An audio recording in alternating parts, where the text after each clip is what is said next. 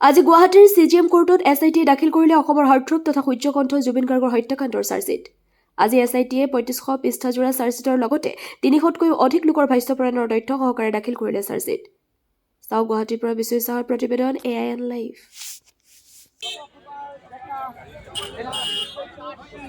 Which is carried in 3 trunk loads, now entering the Chief Judicial Magistrate Court in Guwahati.